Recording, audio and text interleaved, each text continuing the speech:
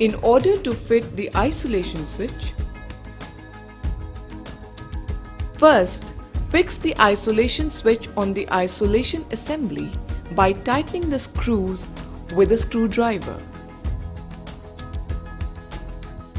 Then apply Loctite 243 on the two bolts of 5 mm in size. Then attach the isolation switch mounting bracket to the door gear main frame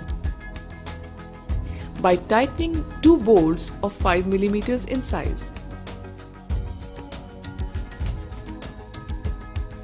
Ensure that the mounting bolts are tightened properly so that the mounting brackets do not move from their places.